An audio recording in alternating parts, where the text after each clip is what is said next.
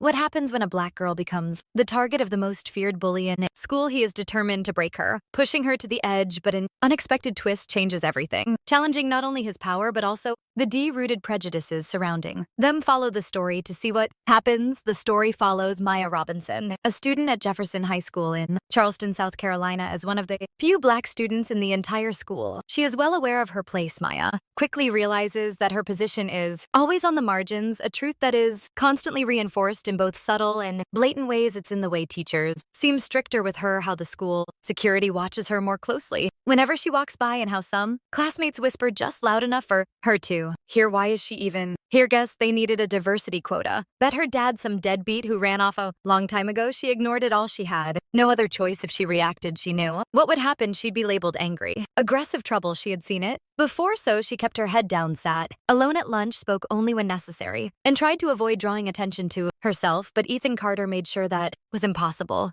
Ethan was the golden boy of Jefferson High. He had everything: money, connections, the kind of last name that opened doors. His father was Judge Carter, a man whose influence extended far beyond the school's walls. Ethan walked the halls with the confidence of someone who had never faced a real consequence in his life. Teachers loved him, parents invited him to country club parties, and students followed his lead. And for the past 2 months, Maya had been his personal target.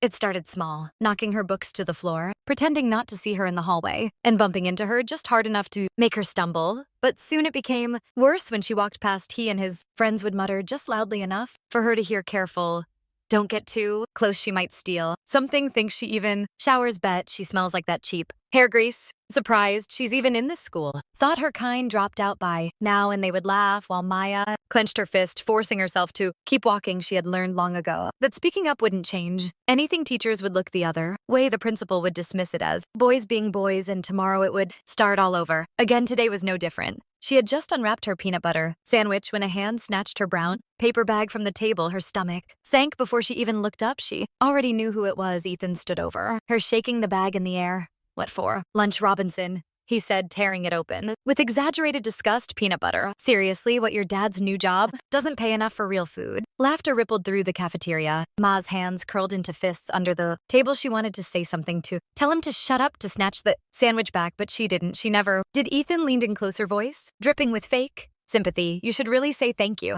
I'm just helping you keep that big mouth of yours shut. He tossed the sandwich over his shoulder, and it landed with a soft splat on the cafeteria floor.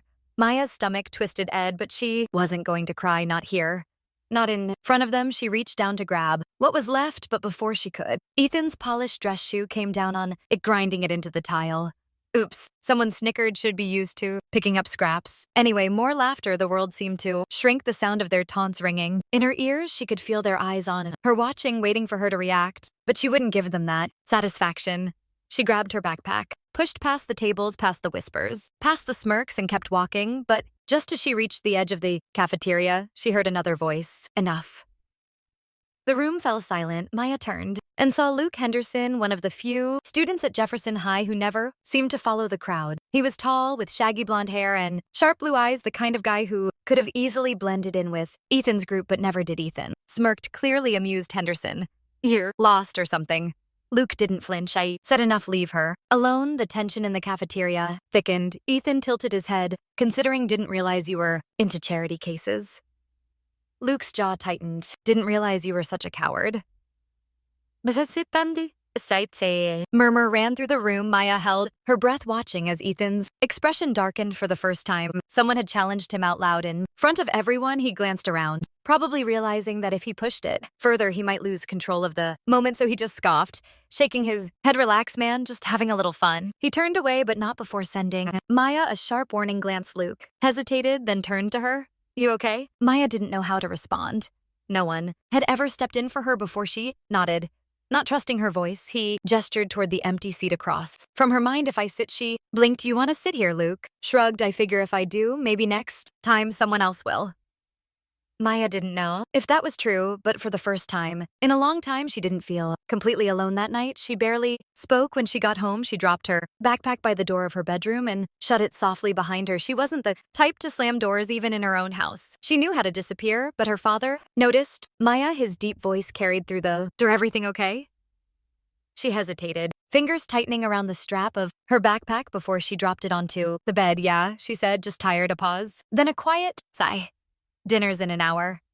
She listened to his footsteps fade before she exhaled. Her father had enough to deal with moving to a new town, stepping into the police chief's office, trying to clean up the mess left behind by the last guy. She wasn't about to add high school drama to his plate. She could handle it, except the next day, Ethan made sure she couldn't ignore him before first period. She was pulling books from her locker when something slammed against her back hard. She stumbled forward, her forehead nearly smacking into the cold metal laughter. She turned slowly. Ethan leaned against the lockers, smirking. My bad, Robinson didn't see you. There, her fists clenched at her sides. But she said nothing. That was what he wanted, a reaction, but Ethan wasn't. Satisfied by lunchtime, the rumor had already spread. She wasn't sure who started it, but she could guess as she walked into the cafeteria. Whisper followed her. Did you hear she tried to fight Ethan? No way. Yeah, swung on him and everything. But she cried. After she stopped in her tracks, her mouth dry, Ethan sat at his usual table, scrolling through his phone like none of it mattered. Her fingers curled into the fabric of her sweater. This was worse than the shoving, worse than the stolen lunches. This was making sure she was alone, making sure no one wanted to sit with her, talk to her, be seen with her. And it worked, except this time as she moved toward her usual lonely table, Luke slid into the seat across from her again. And this time people noticed. Maya knew the moment she walked into school the next morning that something had shifted. The way students looked at her wasn't the same as before. It wasn't just the usual cold indifference, the barely hidden sneer. Now there was something different. Interest, whispers trailed behind her, like shadows.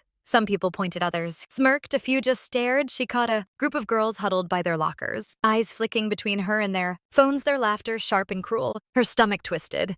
Something was coming. By the time she reached her locker, she saw him, Ethan, leaning against the wall, like he had all the time in the world. His arms crossed, that smug grin playing on his lips. Luke was a few feet away, talking to someone oblivious. Maya, focused on her lock, willing herself to stay calm, enjoying your new little bodyguard. Robinson, Ethan's voice was light, mocking. Didn't know you needed a white savior. Maya stiffened. She knew better than to engage, but the words hit something raw inside her. She yanked her locker open, ignoring him. Ethan chuckled. Bet you think he actually gives a damn, but we both know how this ends, don't we? He'll get bored, move on, and then where will you be? Maya slammed her locker shut. I don't need anyone to fight for me. Ethan raised an eyebrow, amused. That's cute, but let's be real. Robinson, you and I both know that kids like me, when kids like you disappear. He leaned in closer, voice dropping to a whisper, and if you don't disappear, I'll make sure you wish you had. Maya felt her hands tremble, not with fear, but with something else, something darker she had spent months swallowing, her anger burying it deep. She had spent years pretending words didn't cut as deep as knives, but this time something in her cracked before she could say anything. Luke appeared at her side. Is there a problem here?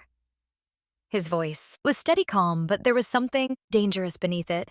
Ethan smirked, raising his hands in mock surrender. Relax, Henderson, just a friendly chat. Luke didn't move, doesn't look that way. To me, Ethan held his gaze for a moment before letting out a dramatic sigh. Fine, whatever, just trying to help. Robinson here, realize her place.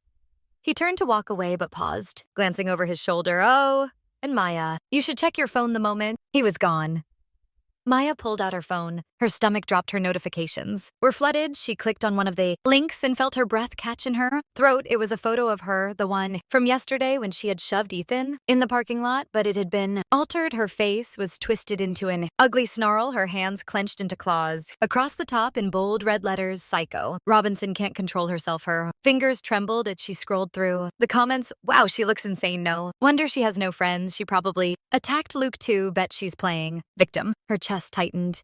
It wasn't just a rumor now, it was something worse. Something people could see, something they could believe. Luke leaned in, looking over her shoulder, his jaw tightened. This is... Maya swallowed, forcing herself to keep her voice steady. It doesn't matter. Luke looked at her sharply. Of course it matters. This isn't just some stupid joke. They're trying to destroy you. Maya let out a hollow laugh. And what am I supposed to do? Go to the principal? You think Doran's going to do anything? Ethan's dad basically owns this town. Luke exhaled slowly, like he was trying to keep himself from saying something reckless. Then, without another word, he took out his own phone. Maya frowned. What are you doing fixing this? He muttered. Within minutes, a new post appeared on social media. Luke had taken a screenshot of the edited photo and posted it with a caption. This is what bullies do when they're scared. They lie, they manipulate, and they use power to silence people. Don't fall for it. Maya's eyes widened. Luke, you don't have to. I do. His voice was firm. Because if people like me don't speak up, people like Ethan keep winning for the first time in a long time. Maya felt something other than exhaustion. Hope, maybe, just maybe Ethan wasn't as untouchable as he thought, but Maya should have known Ethan wasn't going to let this go. By lunchtime, the cafeteria was buzzing. Luke's post had gone viral, at least by Jefferson High. Standards, some students were starting to question things, others were doubling down, insisting Maya was just playing the victim. Ethan, however, was nowhere to be seen. Maya should have known that wasn't a good sign. She was halfway through her meal when the doors to the cafeteria swung open and Ethan walked in, but he wasn't alone. His father, Judge Carter, was right behind him and trailing after them. Looking pale and tense was Principal Dorson. The room went silent. Dorson cleared his throat, looking directly at Luke. Mr. Henderson, a word. Luke's chair scraped against the floor as he stood. Sure, he followed Dorson out of the cafeteria, Ethan smirking as he passed. Maya's stomach churned. She had a bad feeling about this. 20 minutes later, Luke returned, his face unreadable. He sat down, poking at his food with his fork.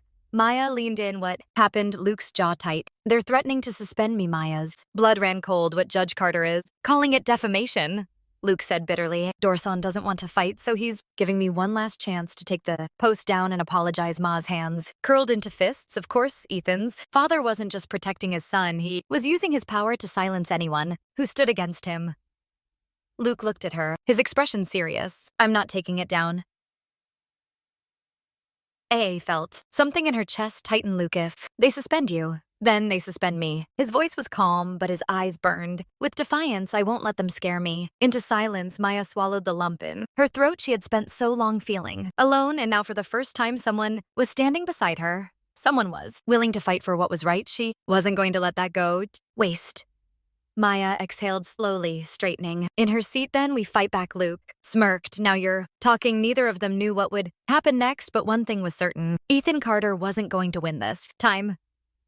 Maya barely slept that night. Every time she closed her eyes, she saw Ethan smirk, Judge Carter's cold, calculating stare, and Luke's determined face as he refused to back down. The weight of it all pressed against her chest, making it hard to breathe. She had spent so long convincing herself that none of this mattered, that she could just endure it, and eventually it would go away. But it wasn't going away. It was growing, spreading like wildfire, and now Luke was caught in it too. The next morning, the air at Jefferson High was thick with tension. Students whispered in hushed voices, their eyes darting toward Maya and Luke. Every time they walked past, they knew something was coming, but none of them could have predicted just how big it would be. By second period, Luke was called to the principal's office again. Maya watched him go.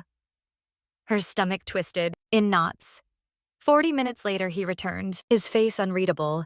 He sat beside her in class, staring straight ahead. What happened? She asked under her breath.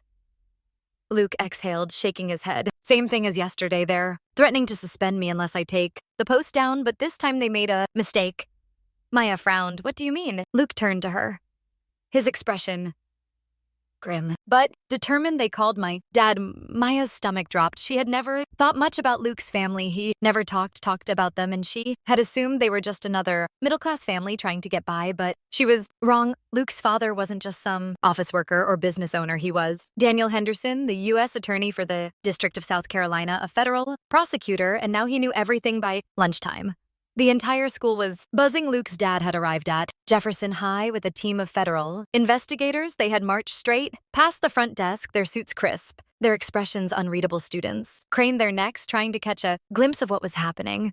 Maya sat in stunned silence, watching it all unfold. 30 minutes later, an announcement came over the intercom. All students are to remain in their classrooms until further notice. The hall's empty, doors shut. A few minutes later, a security officer walked into the principal's office, and then just like that, Principal Dorson was escorted out of the building. Maya's breath caught in her throat. What just happened? She whispered to Luke. Luke leaned back in his chair, watching as Dorson was led to his car, his face pale as a sheet. My dad found something. Maya didn't have to ask what. Dorson had covered for Ethan, had let him harass her, had ignored every complaint against him, and now someone with real power had finally done something about it. The news spread like wildfire. By the end of the day, students whispered about how Dorson had been placed on immediate administrative leave pending an investigation. Some claimed he had taken bribes from Judge Carter. Others said he had been covering up misconduct for years. But the biggest shock came that at evening, Maya was sitting at home when The local news played a breaking story. Judge Carter is facing a federal corruption probe after it was discovered that he used his position to intimidate school officials and obstruct justice. Sources say the investigation stems from a complaint filed by U.S. Attorney Daniel Henderson, whose son was allegedly threatened for defending a fellow student against Carter's son, Ethan. Maya's jaw dropped. Judge Carter was being investigated. She grabbed her phone and called Luke. Did you see the news? She asked breathlessly. Luke's voice was calm, but there was a satisfaction behind it. Yeah, my dad doesn't play around. Maya exhaled, gripping her phone tighter. What's going to happen now? Who hesitated for a second. Ethan's getting expelled. Maya blinked. Expelled? Yeah, my dad made sure of it. They're not just suspending him this time. Luke sighed in Judge Carter, let's just say he won't be sitting on the bench much longer. Maya leaned back against the couch, her heart pounding. This was real. It wasn't just another slap on the wrist. For the first time, the system had worked. She wasn't just surviving anymore, she was winning. The next day at school, Ethan was gone. His locker was empty, his seat in class was unoccupied. The whispers started immediately. Did you hear his dad's under investigation? They're saying they might disbar him. Ethan's transferring some private school upstate. Maya walked through the halls feeling something she hadn't in a long time. Relief. At lunch, she sat AC cross from Luke, watching as people stole glances at them, their expressions unreadable. Some looked impressed, others looked nervous. Luke smirked. You notice they're all suddenly quiet? Maya nodded. Yeah, they're scared, he said, picking up his sandwich. They saw what happens when people fight back. Maya let that sink in. For so long, she had believed she was powerless, that Ethan and people like him would always win, but that wasn't true. People like Judge Carter only had power because they were allowed to have it. Because people stayed silent, because no one pushed back, but this time someone had, and this time they had lost.